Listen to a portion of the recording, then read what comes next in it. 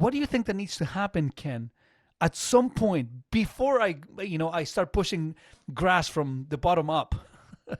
That needs to happen in order for people to start actually trusting a car dealership. Well, I think that your question alludes to a bigger, I'm not going to say it's an issue in society, but in a capitalistic society where there is free market and people are free to charge what they want or try to make what they want, and marketing is such a big part of that, the consumer generally makes the assumption that if you're entertaining giving something for free or putting it out there that you're getting something for free, that nobody would do that.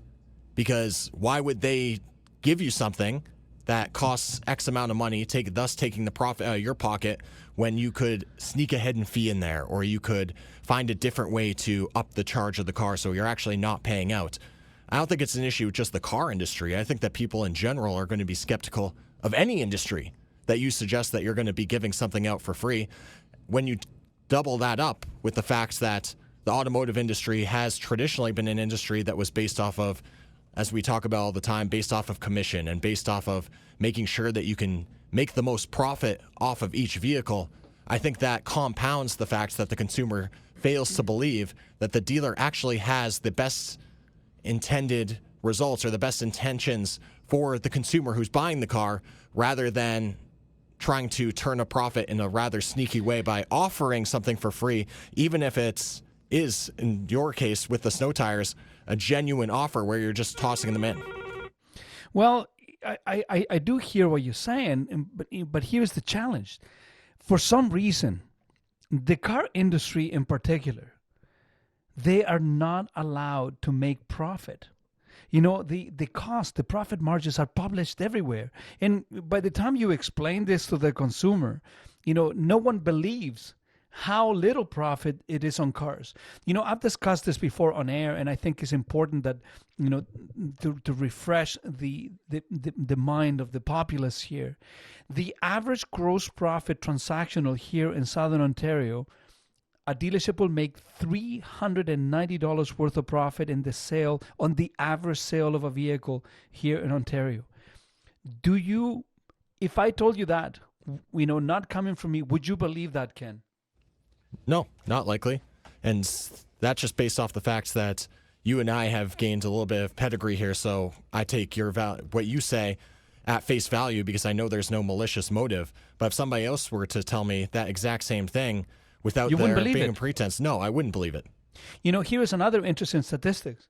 The average car dealership in Canada, I want to repeat this because it's very important that you remember this.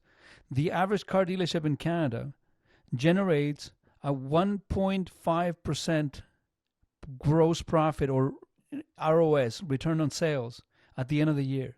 So that's the sort of profit margin that is generated out of the average car dealership in Canada. It seems much lower than I expected, to be honest. I'm surprised that it's that low. It is, and to be perfectly honest with you, through COVID, many dealerships, their ROS was in the minus. It was minus 3 or 4 or 5%. So, many dealerships, and I can tell you there are many dealer principals and dealers that have people working for them, chose to keep their operations open, taking money out of their pocket to support the infrastructure, the personnel infrastructure of their businesses in order for them to keep it running. So many dealerships lost a tremendous amount of money, but for some reason, a dealership making a little bit of money on the transaction of a vehicle is something that is frowned upon. So, the average transactional gross profit on a vehicle here in Canada, folks, is anywhere between 7.5 and 9.5%. You see, the whole idea of having an MSRP, the MSRP stands for the manufacturer suggested retail price. So the vehicle is built to be sold for this price. If we sell it for that price, we are going to make anywhere between 7.5 and 9.5 profit margin. But guess how many people pay full price for the vehicle? A very high percentage. No, nobody. Nobody? Nobody pays MSRP because everybody wants a discount. Every single person that walks into a dealership is going to ask for a discount. So now you're not making 7.5 to 9.5%. You're literally going down to 1, maybe 2%. Gross profit on a vehicle, which That's crazy to me. It's nuts.